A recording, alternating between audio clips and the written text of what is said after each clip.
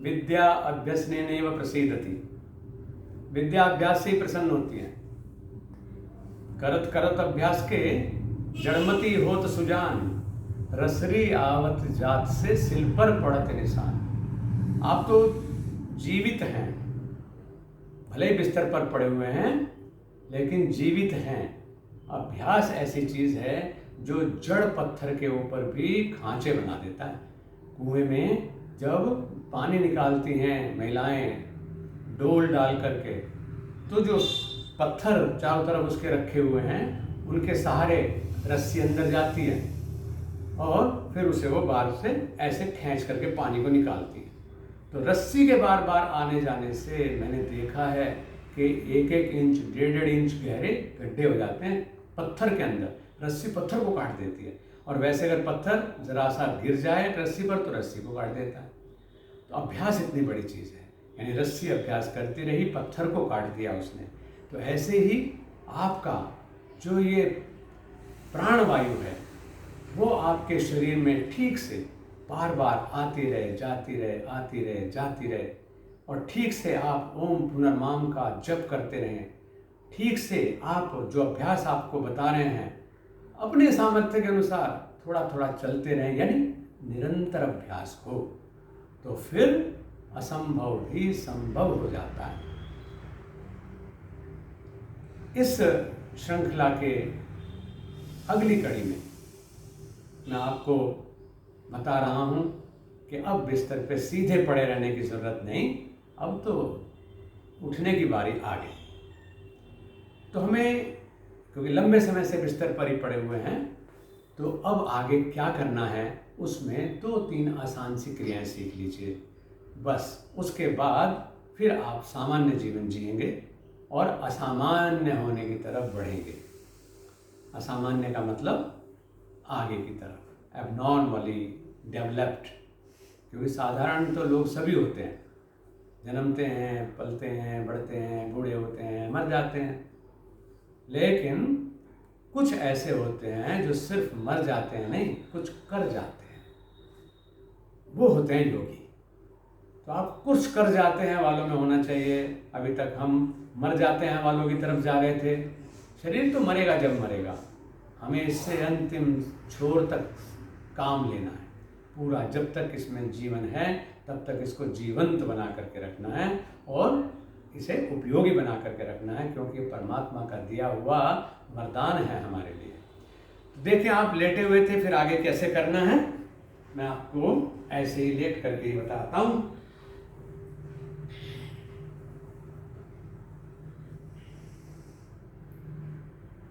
आपने पिछले एपिसोड में कटिचक्र गति की 4 क्रियाएं सीखी थी, और अब क्योंकि कूल्हे, घुटने, कमर सक्रिय हो गए हैं निरंतर अभ्यास से, तो अब हमको क्या करना है कि एक हाथ को ऐसे ऊंचा उठाएं आराम से, और विपरीत पैर को, यानी मैंने दाहिना हाथ ऊंचा उठाया है तो बाएं पैर को मैंने फोल्ड कर लिया है, और फिर इस तरह से मैं करवट ले लेता हूं ये। और अब दूसरे हाथ का सहारा लेकर के पेट के बल लेट जाइए ऐसे। पेट के बल इस तरह लेट करके, ये भी अपने आप में आसन है। इस आसन का नाम है मकर आसन।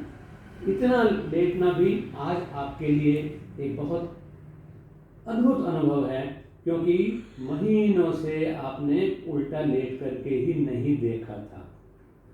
आज आप करवट बदल करके उल्टा लेटने लायक हुए हैं। इस अवस्था में थोड़ी देर लेटें और सांस को चलने दें। इससे आपको गहरे सांस का और अधिक मजा आ जाएगा। और फिर आप ये करें कि पैर को पीछे लंबा कर लें और हाथ को भी आगे कर, माथा जमीन पे छू दें और लंबे सांस लें। तो ये आपकी बिना घोषणा किए ही प्राणायाम की शुरुआत हो जाएगी।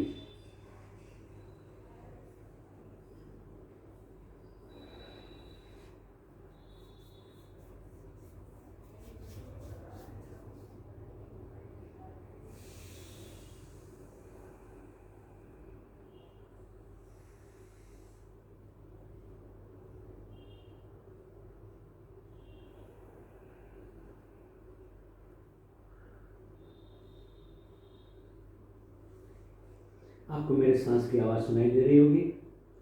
सोच लीजिए कि कितना गहरा सांस इसमें हम ले पाते हैं। आपको इस अवस्था में ही लगभग आप 10 से 15 सांस प्रति मिनट बचा करके अपनी जीवनी शक्ति को बढ़ा सकते हैं। और फिर आप हो जाइए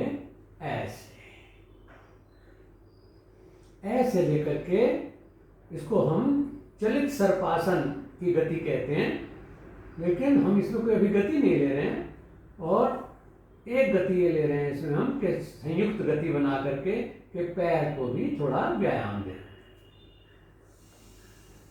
क्योंकि जो हैमस्ट्रिंग मसल्स हैं, इनकी सामान्यतया आपको एक्सरसाइज करने का मौका नहीं मिलता। तो जब बिस्तर में पड़े हुए थे तो ये बेचारे बिल्कुल ही निष्क्रिय पड़े हुए थे।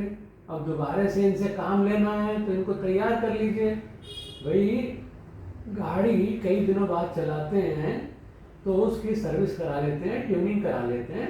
तो आपने ट्यूनिंग से शुरू किया था तानासन से, और उसके बाद हम अब घुटनों की भी ट्यूनिंग कर रहे हैं, हैमस्ट्रिंग मसल्स की, यानी जो जंघा के पिछले भाग के मांसपेशियां हैं उनको भी ठीक कर रहे हैं। और फिर सांस भी पूरा चल रहा है, यानी सर्पासन का भी आपको मज़ा मिल रहा है। तो ये मल्टीपल बेनिफिट्स हैं। इतना करेंगे और उसके बाद फिर बाल आसन में जाएंगे। ऐसे मेरा दाहिना बाजू, दाहिना पैर सीधे हैं, बायां बाजू और बायां पैर राइट एंगल पर मुड़े हुए हैं। चेहरा मुड़े हुए हाथ पैर की तरफ है और श्वास सहज चल रहा है। और ओम पुनर्माम पुनर्माम पुनर्माम मंत्र के साथ चल रहा है। योग में कुछ छुपाया नहीं जाता है। बहुत लोग कहते हैं आप सबके सामने मंत्र बता देते हैं। मैंने कहा फलेगा तो उसमें ही जिसके अंदर क्षमता होगी। पत्थर पर बीज डाल दीजिए, वहाँ कुछ नहीं होने वाला, सारे बीज चाहे रख दीजिए उसको। सही धरती पर बीज डालेंगे तो एक बीज भी वृक्ष बन जाएगा। इसलिए मंत्र उसके लिए उपयोगी है जो इसको मन से अपना ले। रिगेनिंग मंत्र है ओम पुनर्माम पुनर्माम पुनर्माम।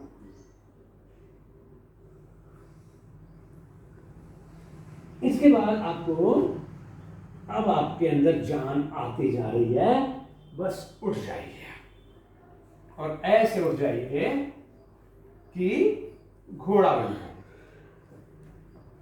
ठीक है, ये बात है। कोशिश करनी है कि हम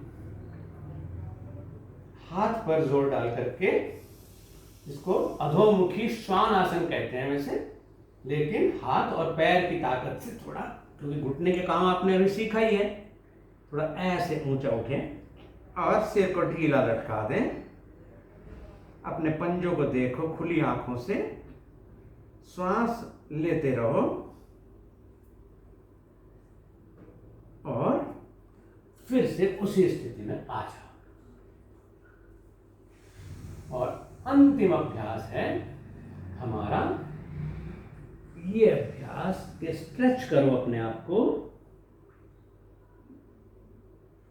श्वास चलता रहे, पीठ के निचले हिस्से में खिंचाव महसूस होता रहे, चेहरा थोड़ा ऊंचा रखने की कोशिश रहे, और फिर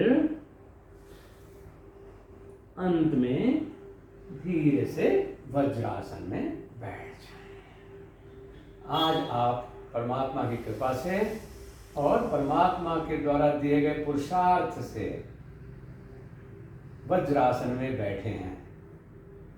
यानी जो कल तक बिस्तर से उठने की स्थिति नहीं थी, इस अभ्यास से जो आपको दिया गया